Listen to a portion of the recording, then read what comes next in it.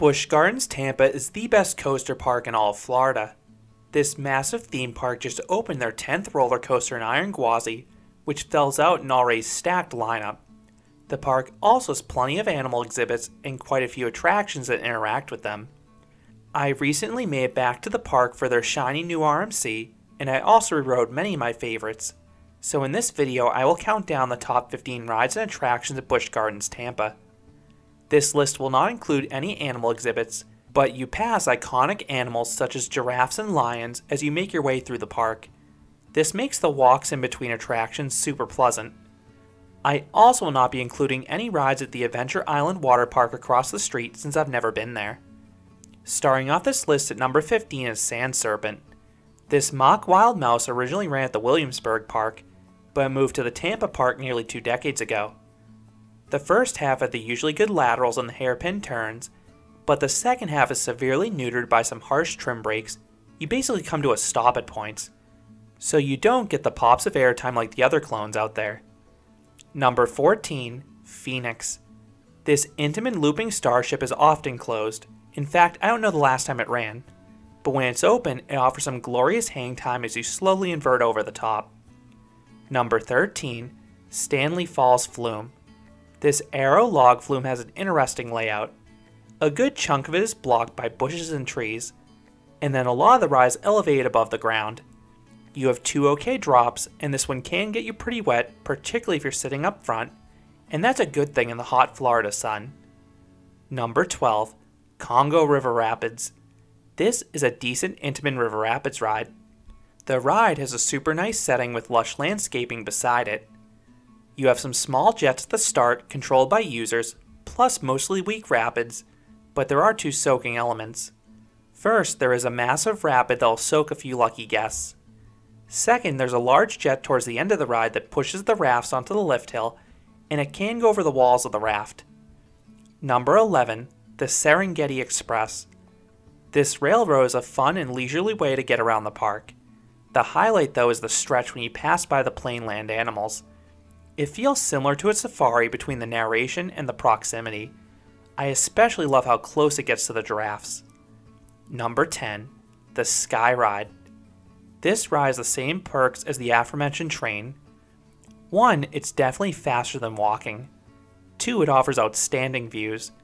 You get some neat views of Pantopia and Cheetah Hunt, plus it's a pseudo-safari because you travel over and through some animal exhibits. This ride does tend to be closed, often due to wind and staffing, but it's a treat when it's open. Number 9, Cobra's Curse. This is a weird mock spinning coaster. The first third is no spinning. You just have this really cool lift hill next to a snake, and you have a few forceful turns. The second third is a mostly slow helix going backwards. But the final third is quite nice as the vehicles start to spin freely as you navigate these horseshoe turns and dive through trenches. Along with the ride that gets progressively stronger, you have some nice theming, particularly the projection mapping in the queue line. Number 8, Scorpion. This classic Schwarzkopf coaster may be a dwarf compared to the park's newer loopers, but it still gives a solid ride, and has a really low height restriction for young kids. You have just lap bars, and the ride is very smooth. This ride has some nice laterals in the first drop, a very forceful vertical loop, and a super abrupt turn afterwards. Then the second half has 2 more helixes with some power to them. Number 7, Tigris. This Premier Rides multi-launch coaster is one of the better cloned layouts out there. This one does have comfort collars, and while they are a pain to get in and out of, I don't find them impacting the ride experience too much, for me at least. I still like the decent launches, the powerful burst of airtime ascending the tower, the crazy hang time on the barrel roll high above the ground, and then that airtime and lateral combination on the main descent. This ride is short, and I may not ride it that often at Busch Gardens Tampa because I have a clone nearby at Lake Compounce and Phobia, but it's still a nice supporting coaster. Number 6, SheiKra. This B&M dive machine has 2 awesome drops. Both the initial one and the one off the mid-course brake run deliver sustained floater airtime. Those 2 drops carry the ride, as the rest of the layout isn't too eventful. This was a drawback to the earlier dive coasters. It offers some great visuals though, and it's super smooth, which is the theme with this park's top coasters. Number 5. Cheetah Hunt. The original Intamin multi-launch coaster in Florida is a scenic and sprawling attraction. Cheetah Hunt travels over and under midways, past animal exhibits, and over water, if you're lucky. This isn't the most extreme coaster, but has a diverse range of elements and it's just pure fun. You have 3 decent launches, some good pops of airtime, particularly going up and down the Windcatcher Tower, and great hang time on the Heartline roll. I have a separate review going into more detail if you want to hear more about this ride. Number 4. Falcon's Fury. This Intamin drop tower is one of the scariest ones in the world. Not only is it incredibly tall at 335 feet or 102 meters tall, but the seats rotate 90 degrees at the top, forcing you to stare at the ground. It is one of the most surreal views of any attraction.